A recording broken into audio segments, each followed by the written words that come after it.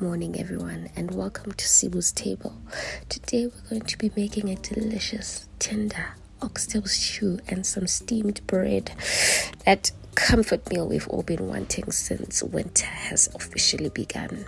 So these are the ingredients we're going to be needed, but I'll add them to the caption with more details below. We're going to start off by browning our oxtail, which I've already spiced with barbecue spice and salt. You can choose the seasoning you want to spice with, just as long as it gives it that nice meaty flavor.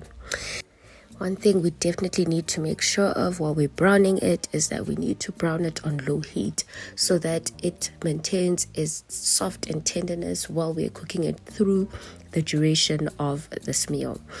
So once we are done browning it, we are then going to remove our oxtail from the pot, and then we'll start adding in all the other ingredients we need in our stew. First, we're going to start off by adding our onions, and we're going to add our onion to our same pot that we just took off the oxtail from.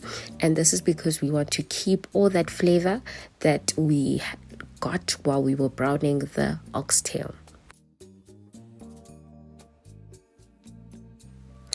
Then, once our onions are ready, we're going to start adding in the garlic and the seasoning.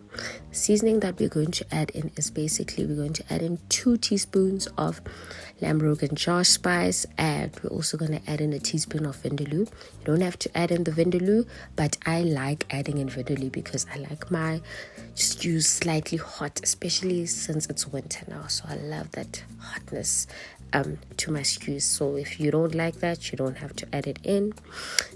Then we're going to add in our paprika. We're going to add in about 2 teaspoons of paprika to our mix. Love paprika. It gives it such a beautiful color and a beautiful flavor.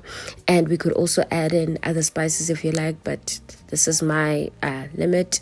And then we're just going to mix all the spices together, and we're going to let them cook for about 5 minutes.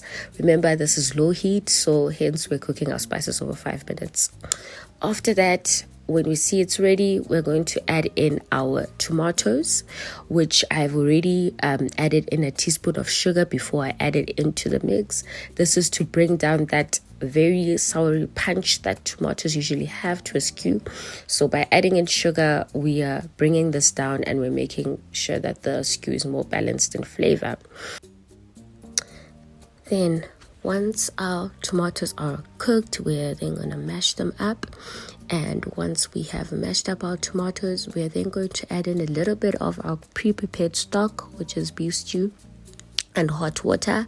And we are going to also then add in our lemon zest and a quarter of lemon juice. This gives our oxtail an edgy flavor. It'll be delicious, trust me.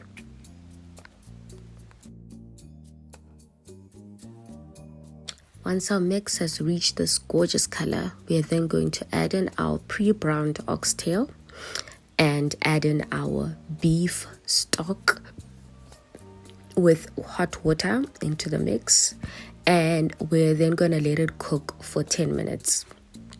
After we've let it cook, we're then going to add in our red wine. So the reason I add in the red wine a bit later is because red wine brings out all the flavor of our mixes in the stew. So once all our mixes have come together and settled, it's best to then add in the red wine later, so it brings out all that flavor we want. We're then going to let our stew sit for about 3 to 5 hours. It takes long, guys. While our stew is busy cooking in the background, we're going to start prepping our steamed bread. So the dough I've already done, started it about 3 hours prior to cooking the stew. Now all I need to do is basically then fold it into, or roll it into a bowl, whatever term you use, into a bowl again.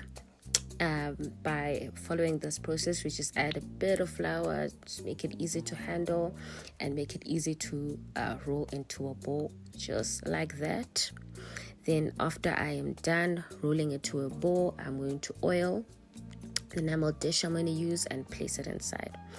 Then just make sure that you also oil the side so that it doesn't stick when you are taking it out of the hot pot of boiling water once it's done. Then I'm just going to decorate it with some nuts. I got these nuts from Food Lovers Market, and it's called the edamame mix, something like that. So yeah, you just choose whatever nuts you want to decorate it with. I didn't use any of the fruits though, just the nuts, none of the dried fruits. And yeah, put it into my boiling pot afterwards, and yeah, the finished product was amazing. So there we have it, guys. It's all ready and delicious, and I am so excited to dig into this dish. Thank you for watching my YouTube channel.